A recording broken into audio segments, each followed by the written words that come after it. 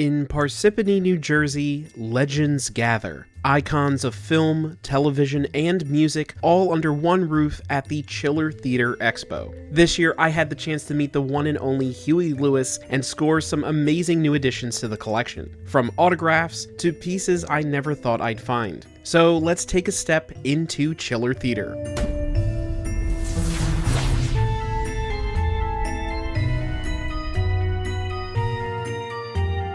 Before we jump into all the awesome autographs and collectibles I picked up at this year's Chiller Theatre Expo, let's rewind for a second, because if you've never been to this show before, you're missing out on a huge piece of horror and pop culture history.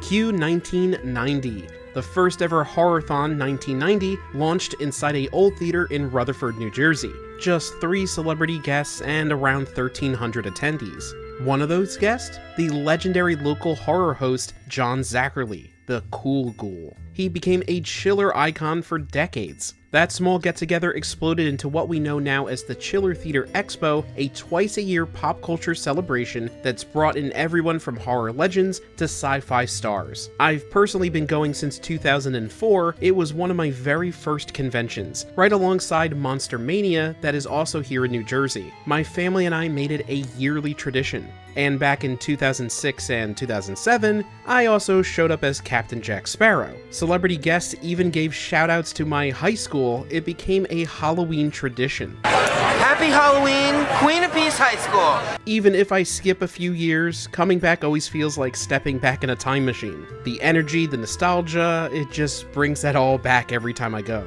But let's now jump over and talk about what I actually grabbed at this year's event.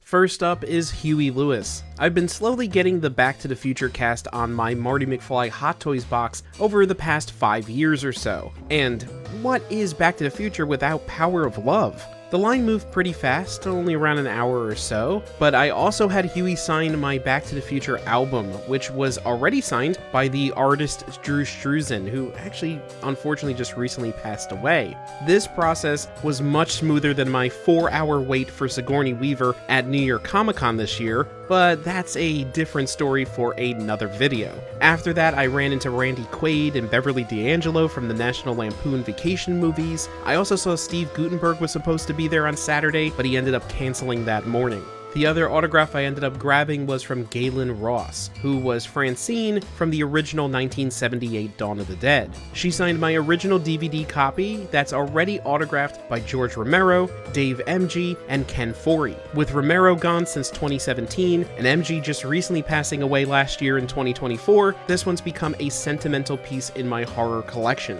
Now, overall, I cannot resist a good vendor haul. I found a comic book booth and picked up Avengers number 67, the first cover appearance of Ultron. I can't believe it actually wasn't in my collection already. I was tempted by a Golden Age book, specifically All Flash number 14 from 1944. It was a $200 cash deal, but I have completely sworn off getting any more DC books for now. I gotta stay focused on the main collection, which is the biggest part of the struggle of being a collector. Another vendor had a ton of Creature from the Black Lagoon merchandise, way over my budget, but I did grab some vintage Disney pins from that same vendor. Inside the main vendor hall, I picked up a Creature from the Black Lagoon stretchy toy and a Nightmare Before Christmas Burger King watch from 1993.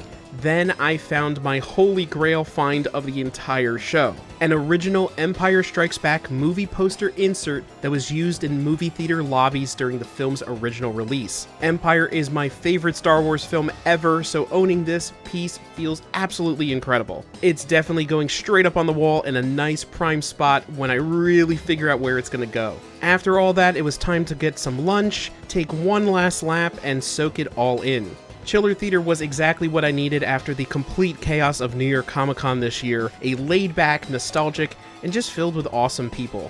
That's it for this trip to the Chiller Theatre Expo of October 2025. Let us know in the comments below, what is your favorite local convention or collectible show? If you had fun hanging out today, hit that like button, subscribe to our channel, and ring that bell so you don't miss any future adventures in collecting. And stay tuned, because that Sigourney Weaver story from New York Comic Con, yeah, that's a video that's coming very soon. Thank you so much for joining us here at Brandeo Collection, where pop culture, nostalgia, and collecting all comes together and to life. And as always, keep on collecting.